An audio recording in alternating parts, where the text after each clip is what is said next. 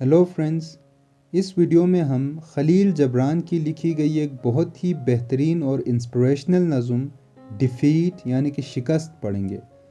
दोस्तों, जबरान खलील जबरान 6 जनवरी 1883 को बेरूत सल्तनत उस्मानिया में पैदा हुए।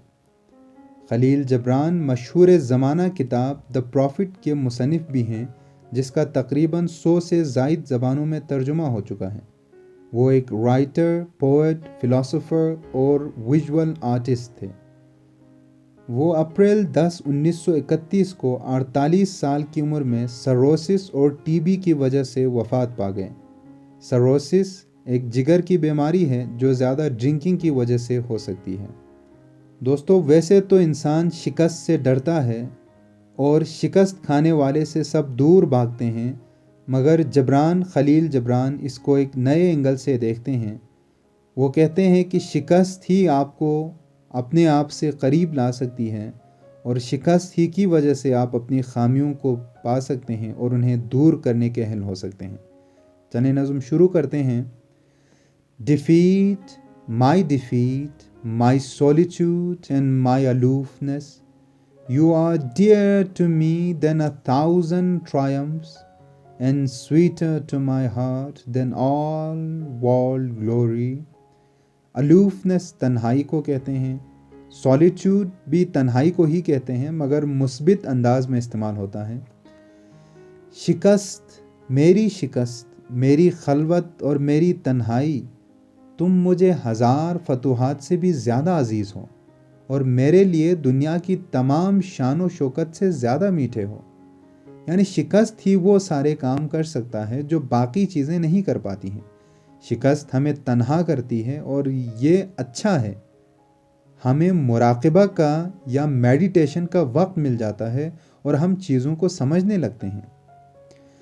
Defeat, my self knowledge and my defines, through you I know that I am yet young and Swift of foot and not to be trapped by withering laurels।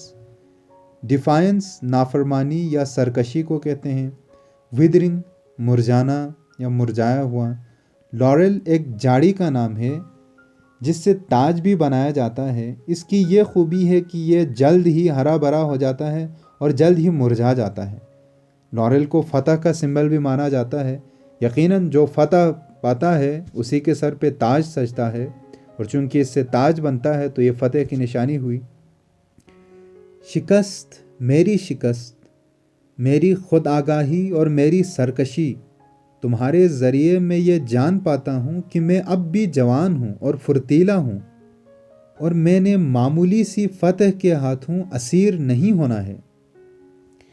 And in you I have found aloneness and the Joy of being शन्ड and स्कोन्ड। शंड कहते हैं बाज रहना या इज्तनाब करना, स्कोन हकारत या नफ़रत करने को कहते हैं। और तुम में ही मैंने तन्हाई पाई है, लोगों से दूर रहने और हकारत पाने का लुत्फ़ पाया है। यानी शिकस्त की वजह से मैं ख़ुद से करीब हो गया हूँ और यकीनन शिकस्त खाने वालों के इर्द गिर्द लोग जमा नहीं होते और लोग उसकी तारीफ़ भी नहीं करते।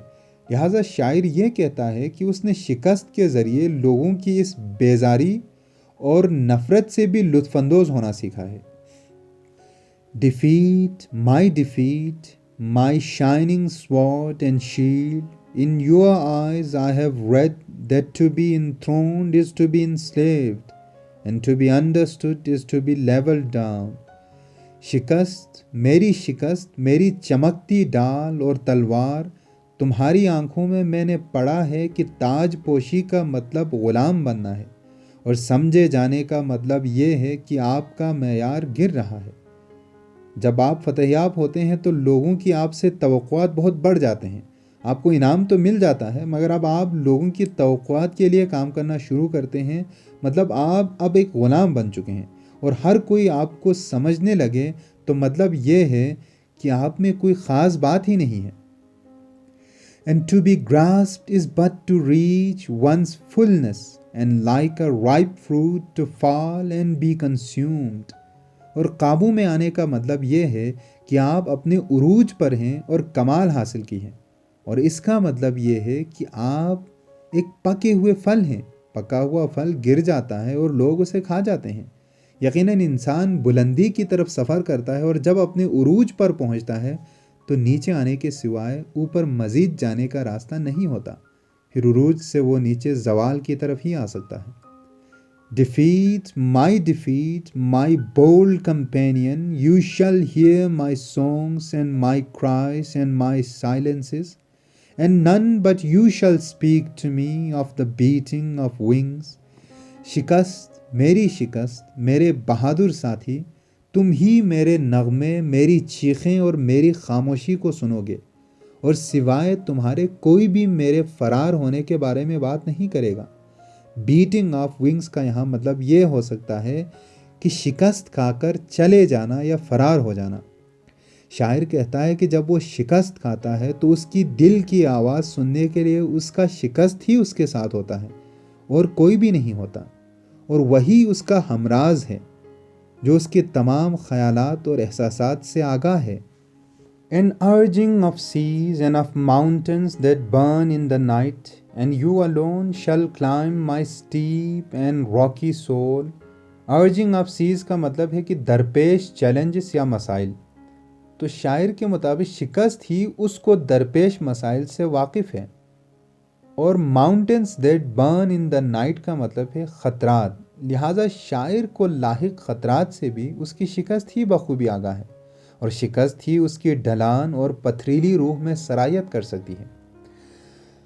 یقیناً جب ہم فتح یاب ہوتے ہیں تو باہر دوسرے لوگوں کی اور دیکھتے ہیں اور ان سے داد وصول کرتے ہیں، مگر جب ہم شکست کھاتے ہیں تو اپنے اندر جھانکتے ہیں اور خود کو سمجھنے کی کوشش کرتے ہیں اور اپنی خامیاں ڈھونڈنے لگتے ہیں، اور یہ بہت ہی مشکل کام ہے کہ آپ اپنے گریباں میں جھانکیں اور اپنی خامیاں تلاش کریں۔ دوسروں کی خامیاں تلاش کرنا کوئی مشکل کام نہیں ہے، اسی لیے شاعر کہتا ہے کہ "And you alone shall climb my steep and rocky soul", یعنی کہ اپنے اندر جھانکنا اتنا مشکل ہے کہ یہ سٹیپ اور راکی ہے، یعنی پتھریلی ہے اور ڈھلان ہے۔ تو شکست ہی آپ کو اس قابل بنائے گی کہ آپ اپنے اندر جھانکیں اور اپنی خامیاں تلاش کریں۔